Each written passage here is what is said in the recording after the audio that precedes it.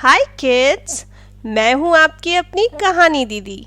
आज से मैं हमेशा आपके लिए लेकर आऊँगी मेरे कहानी के पिटारे से एक प्यारी और मज़ेदार कहानी, और हम सब मिलकर बहुत मस्ती करेंगे हमारी अपनी कहानियों की दुनिया में। तो चलिए शुरू करते हैं ये सफ़र आज की इस खूबसूरत कहानी के साथ। ये कहानी एक डेनिश ऑथर ने 1843 में लिखी थी, पर बच्चों ये कहानी आज भी बच्चों को बहुत पसंद आती है।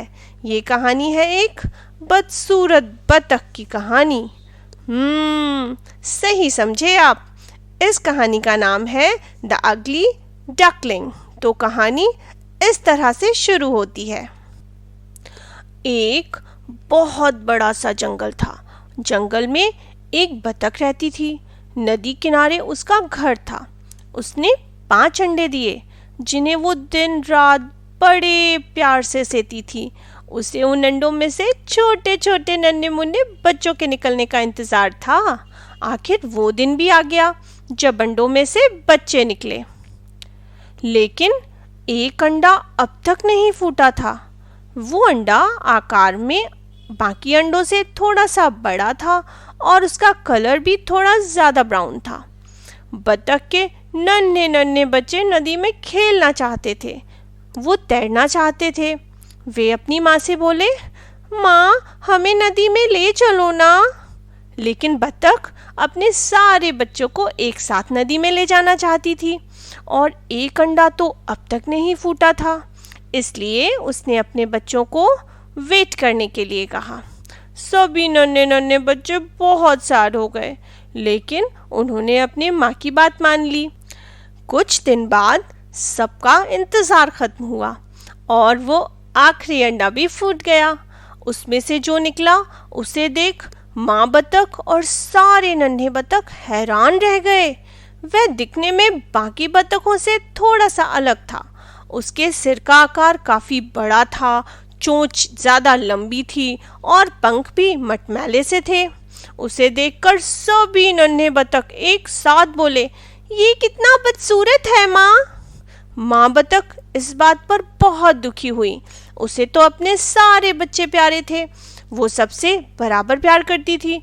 वह उन्हें समझाते हुए बोली, तुम्हें ऐसा नहीं कहना चाहिए।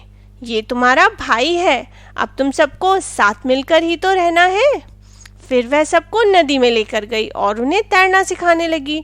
सभी नन्हे बतख बहुत खुश थे और आपस में खेल रहे थे। बदसूरत बतख भी उनके साथ खेलना चाहता था, लेकिन उन्होंने उसे अपने साथ शामिल नहीं किया, बल्कि वे उस पर हंसने लगे, उसका मजाक उड़ाने लगे। वे कहने लगे, देखो देखो इसका चेहरा देखो, ये हमसे कितना अलग है। हम कितने खूबसूरत हैं और ये कितना बदसूरत। हम इसके साथ नहीं खेलना चाहते, हम इसके साथ नहीं रहना चाहते। बदसूरत बतख बहुत अकेला और उदास था। माँ बतख ने उसे समझाया उसे अपने भाइयों की बातों पर ध्यान नहीं देना चाहिए, पर इस सब से उसकी उदासी बिल्कुल दूर नहीं हुई। हर दिन सभी नन्हे बतख मिलकर उसका बहुत मजाक उड़ाते और उस पर हंसते।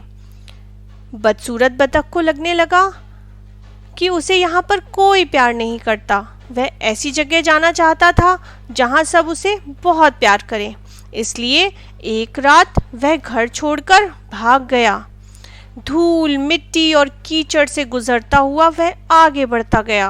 कई दिन बाद वह एक तालाब पर पहुंचा, जिसमें बतखों का एक परिवार रहता था। वे सभी आपस में बहुत खुश थे, बातें कर रहे थे, खेल रहे थे और मज़े कर रहे थे। बदसूरत बतख उनके साथ खेलना चाहता था। वह उनके पास गया और उनसे बोला, क्या मैं आप लोगों के साथ खेल सकता हूँ?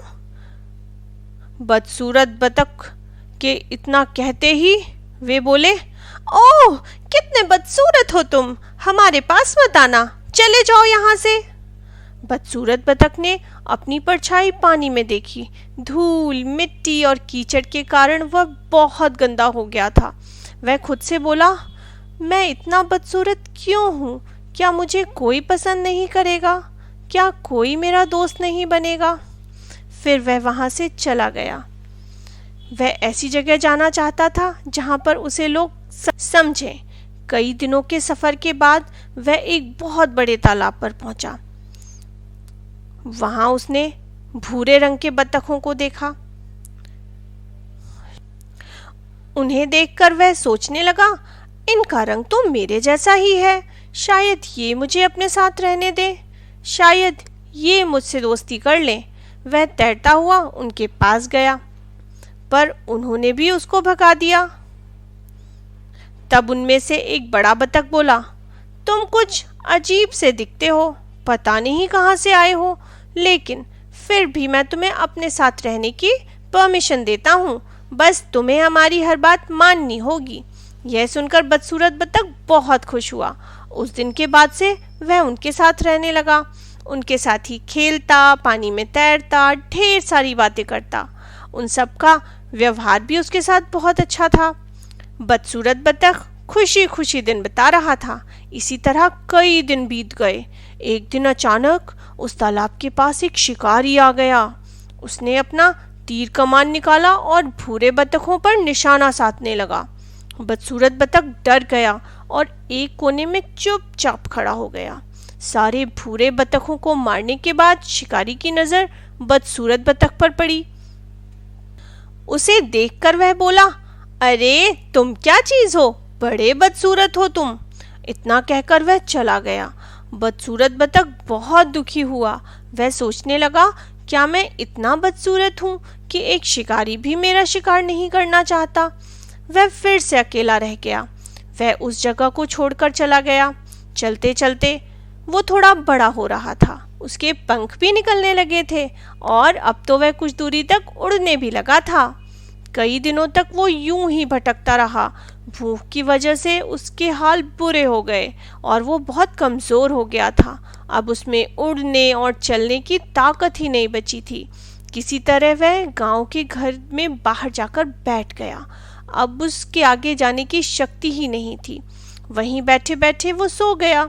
सुबह एक आवाज़ सुनकर उसकी नींद खुली। अरे ये क्या है? उस घर में रहने वाले किसान की आवाज़ थी। शायद बतख, उसकी पत्नी बोली। किसान और उसकी पत्नी ने उसे इस आशा के साथ अपने घर पर रख लिया कि उससे उन्हें कुछ अंडे मिल जाएंगे।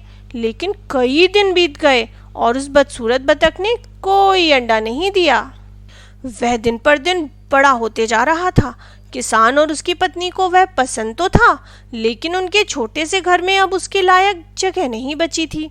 इसलिए एक दिन उन्होंने उसे यह कहकर भगा दिया, जाओ अब तुम अपने परिवार को खोजो, वही तुम्हें अपने साथ रखेंगे और वही तुम्हें प्यार करेंगे, हम तुम्हें यहाँ नहीं रख सकते। दुखी बदसूरत बतख वहाँ से चला गया। सर्दियों का मौसम आ चुका था। कड़ाके की ठंड पड़ रही थी। नदी तालाब जम गए थे। ऐसे मौसम में किसी तरह खुद को बचाकर वह चलता गया। समय बीता, मौसम बदला और बसंत यानी कि स्प्रिंग का मौसम आ गया। लेकिन सब तरफ हरियाली छाने के बावजूद वो बदसूरत बतख बहुत दुखी था। वह एक तालाब के किनारे पहुंचा। उसने उस तालाब में सबसे सुंदर पक्षी हंस के परिवार को तैरते हुए देखा।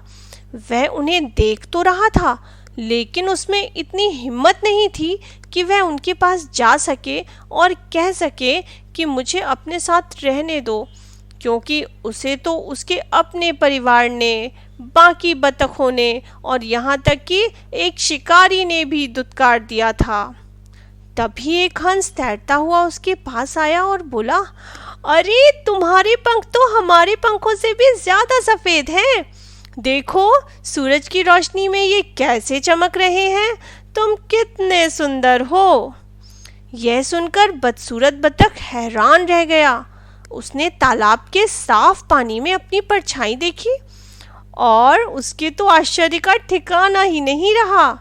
आश्चर्य यानी कि सरप्राइज। अब वह एक बदसूरत बतख नहीं था, वह तो एक बतख ही नहीं था, वह तो हंस था। सफेद पंखों वाला, लंबी गर्दन और चोंच वाला हंस। वह पानी में गया, हंसों के परिवार से मिला। उससे मिलकर सभी बहुत खुश हुए। उन्होंने उसे अपने परिवार में शामिल कर लिया।